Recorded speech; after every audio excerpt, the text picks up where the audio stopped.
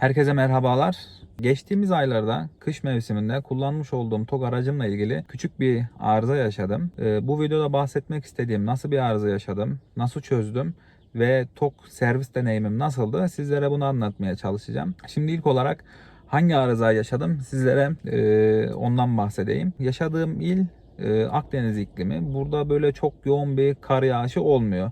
Sadece kışın yağmurla ve rüzgarla geçen bir mevsimi var. Bundan dolayı da ilde yaşayan birçok insan kış lastiği takmıyor. Ya 4 mevsim takıyor ya da yaz lastiğiyle geziyor. Çünkü herhangi bir kar yağışı ya da buzlanma olmadığı için, yani iklim sıcaklıkları eksi derecelere düşmediği için ihtiyacımız olmuyor. Yani bunu bir tasarruf kalemi olarak görüyor olabiliriz.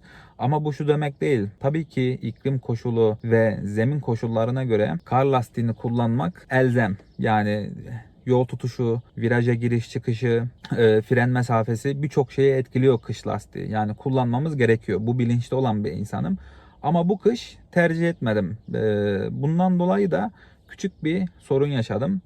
Yaşadığım sorun ise dediğim gibi burada herhangi bir yoğun kar yağışı olmuyor. Yani yolların kapanması gibi durumu olmuyor. Ama bu sene çok yoğun bir kar yağışına maruz kaldı iklim.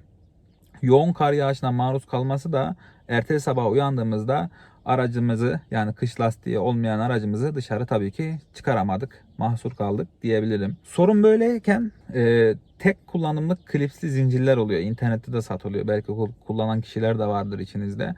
Benim aracımda da tek kullanımlık bu klipsli zincirlerden vardı. Hani o esnada kar yağışı olunca en azından aracıma zincir takayım dedim. Bununla da işimi görebilirim dedim. Tabii ki bu çok yanlış bir şey. Yani daha önce yaptığım bir şey değildi. Bu defa, yani bu mevsimde herhangi bir kış lastiği uygulamasına geçmedim. Geçmediğim için de kötü bir tecrübe yaşadım. Ona istinaden anlatıyorum zaten bu videoyu da. Araç dışarı çıkarmak için klipsi takarken klipsi taktım çok güzel bir şekilde. Sonra hareket etmek istedim. Hareket ederken de bir koku geldi. Koku geldikten sonra da bir kablo kopma sesi gibi bir şey geldi. Ona istinaden araç kendini korumaya aldı. Arıza modunu aldı ve kaplumbağa moduna geçti. Biliyorsunuz kaplumbağa modunda belli bir hızın üstüne çıkmıyor araç kendini korumaya aldığı için. Neyse, müşteri servisini, hizmetlerini falan aradım. Bayağı bir telefon trafiği yaptık. Aracı arıza modundan çıkartamadım. En son da aracı 24 saat boyunca kapalı tut, o şekilde düzelmesini bekleyelim dediler. Düzelmedi. Ben de fiziksel muayene yapmak istedim kendim. Hani acaba kablo mu koptu? Acaba başka bir şey mi var? Çünkü arıza silinmiyor. Ek olarak da ekranda ESP arızası var, yokuş iniş kontrol desteği arızası var vesaire, birçok arıza uyarısı da yanıyor. Fiziksel muayeneyi yaparken jantın arasından kopmuş bir kablo gördüm. Kopan kablo ise ABS sensörünün kablosu. Eyvah dedim. Klipsi takarken kabloyu da içerisine almışım ve takmışım.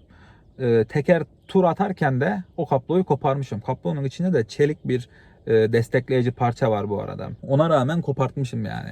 Dediğim gibi bu tamamen gerçekten benim acemiliğim. Bu zamana kadar yaşayacağım bir şey de değil. Bundan sonra da o tek kullanımlık klipsli kabloyu da zinciri de almayacağım da kullanmayacağım da. Neyse, kablonun koptuğunu gördüm. Tamam dedim, artık bunun değişmesi lazım. O sırada hemen hızlıca servisi aradım tekrardan randevu almak için. Hızlı bir şekilde 2 gün sonrasına falan randevu verdiler. Araç hareket ediyor mu dediler. Araç hareket ediyor kaplumbağa moduna dedim. Zaten gideceğim lokasyona yakındı. O sırada da kar falan kalmadı zaten yerde. Tamamen yine diyorum benim aceleciliğim. Hızlı bir şekilde yetkili servise gittim. Hemen aracı muayeneye başladılar. Zaten ben de söylemiştim. Muayene esnasında o ABS sensör kablosunun değişmesi gerektiğini söylediler. Hızlı bir şekilde değiştiler. Zaten bu sensör kablosu da Bosch markasının. Yani ben acaba ellerinde var mıdır yok mudur bilmiyordum. Üzerindeki kablonun boş olduğunu da bilmiyordum. Söküldükten sonra gördüm. Boş olduğunu görünce zaten ellerinde olma ihtimalinin yüksek olacağını düşündüm. Buna istinaden de hızlı bir şekilde sensör kablolarını değiştirdiler. Tabii ki kopan sağ arka tekerimdi. Oradakini değiştirmediler. İkisinin bir değişmesi gerektiğini söylediler. Onu da anlamadım, yani neden ikisi bir değişiyor. Kodlaması var dedi. İkisini bir değişmemiz lazım dedi. Neyse, ikisini bir değişti. 2026'nın zannediyorum Şubat ayında 2 tane ABS sensörü kablosu değişti. Buna 4253 lira gibi bir rakam ödedim. Ödemeyi de zaten servis herhangi bir post makinesinden vesaire yapmıyor. Trumor uygulamasına ödenek listesi gibi bir şey gönderiyor oraya. Ben tamamen kendi telefonumdan Trumor uygulaması üzerinden gelen linkten ödemeyi gerçekleştirdim. Orada yapılan işlem tutarları vesaire hepsi de yazıyor zaten. O da çok güzeldi. Burada demek istediğim, ben herhangi bir servis sıkıntısı yaşamadım. Kendi yaptığım arızadan dolayı aracım birkaç gün boyunca sadece kullanamadım. Yani 2 gün bir randevu sırası beklemek zorunda kaldım ama 2 günde çok önemli bir süre değil. Çünkü Cuma günü ben bu arızayı yaşadım. Cumartesi alamadılar. Pazar günü de kapalıydı. Pazartesi günü randevu verdiler. Gidip bir yarım saatin içerisinde işlemi tamamladılar. Bazen yorumlarda falan görüyorum, gruplarda falan, yetkili servislerin yetersiz olduğunu, sıkıntıları çözemediklerini vesaire. Yani bilmiyorum, ben 2 kere gittim. Bir tanesi de bir güncellemeyle alakalıydı. Yani herhangi bir randevuda sıkıntı yaşamadım, yönlendirmelerde sıkıntı yaşamadım. Fiyat politikalarını açık bir şekilde görebildim, sorabildim. Yani gayet düzgün bir hizmet aldığımı düşünüyorum. Parçalarının fiyatının pahalı olacağını düşünüyordum. Ama 2 tane ABS sensör kablosu belki klasmanına göre pahalıdır, düşüktür. Bilmiyorum onu ama 4250 liraya 2 tane sensör kablosunu değiştirmek çok yüksek gelmedi bana. Yani en azından e, ödenmeyecek rakamlar değil. 2026 yılı için konuşuyorum. Sonuçta 1,5-2 milyon, 2,5 milyonluk arabadan bahsediyoruz yani. Zaten oradaki ustanın söylemesi de altyapıdaki birçok şey Bosch markası kullanıldığı için birçok araçta da ortak, yani ellerinde olmayacak gibi bir durum yok yani. Çok büyük arızalarda merkez yetkili servislerine gönderiyorlarmış. Yani böyle bir tecrübe edindim. Bunları size anlatmak istedim. Sizin de yaşadığınız TOG'la alakalı servis deneyimlerinizi mutlaka görmek istiyorum. Yani bu videolarda birçok şeyi çözebiliyoruz. Mesela yaşadığım küçük bir güneşlik pozisyonlaması hatası vardı mesela. Bunu ben yetkili servisi telefonla aradığımda hiçbir şekilde yönlendiremediler, çözemediler. Ama YouTube'daki bir video aracılığıyla ben bunu çözebildim. Yani o yüzden buradaki paylaşımlar gerçekten kıymetli oluyor, önemli oluyor. Onun için mutlaka siz de deneyimlerinizi yazın.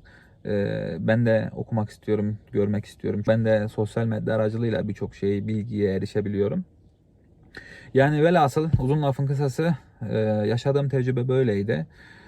Bir daha tek kullanımlık o klipsli zincirlerden asla kullanmayacağım gerçekten. Oradaki usta da söyledi zaten. Ben de bunun bilincindeydim ama hani onun ben zaten kötü gün olarak aracımda bulunduruyordum. Onun da kötü bir tecrübeyle kullanamamış olduk. Yani zincir takacaksanız tam takmak gerekiyor. Onun haricinde mutlaka sadece çeker olan lastiklere de değil, 4 lastiğe de kış lastiği takılması gerçekten gerekiyor. Bulunduğunuz yere göre sonbaharın sonuyla ilkbaharın başı arasında mutlaka kış lastiğini takmak gerekiyor. Her şey karda gidip gitmemekle alakalı da değil zaten.